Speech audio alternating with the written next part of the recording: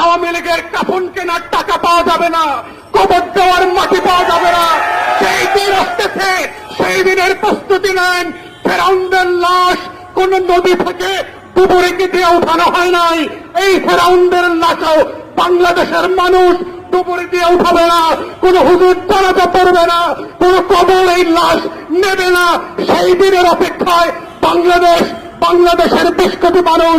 তাই আমরা মনে করিয়ে দিচ্ছি, যত স্বার্থ করেন, যত লুটপাট করেন, যত পদ্মা সেতু আর মেট্রো রেল বাঁচান, বাংলাদেশ মির্জাফরদেরকে আগেও ক্ষমা করে নাই, এখনো করবে না, ভবিষ্যতেও করবে না।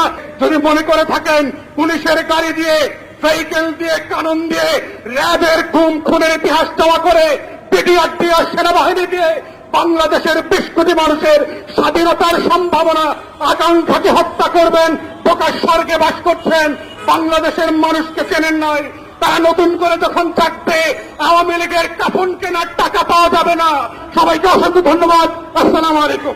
কোঠা পদ্ধতির নামে বাংলার যুবকদের, বাংলার মেধাবী ছাত্রদেরকে মেধাশূন্য করে আওয়ামী বুদ্ধিজীবীদের, আওয়ামী দুষ্কৃতীদের যেভাবে পায়তারা দেওয়া হচ্ছে রাষ্ট্রের আসনে বসার জন্য, আজকের এই সমাবেশ থেকে তার তীব্র নিন্দা জানাই।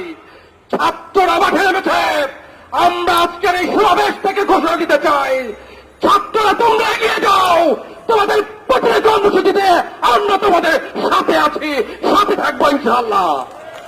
দফা 3, এই সংসদ একটি 5% মানুষের সংসদ।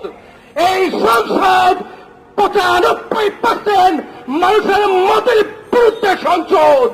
এই সংসদের প্রতিটি আইন বেআইনি, বেআইনি এবং বেআইনি।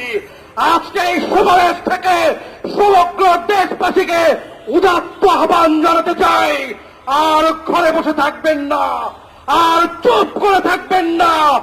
নিজের অধিকারকে বাস্তবায়ন করার জন্য আসুন এটি পার্টি পতাকা থেকে এসে সমস্ত আন্দোলনকে বুধবার আন্দোলনে পরিদল করে এই সরকারের বিদায় ঘণ্টা বাজায়। ইনশাআল্লাহ প্রতিটি মিছিলে রাজপথে দেখা হবে, এই আশাবাদ ব্যক্ত করে আমার বক্তব্য শেষ করছি। আসসালামু আলাইকুম ওয়া রাহমাতুল্লাহ।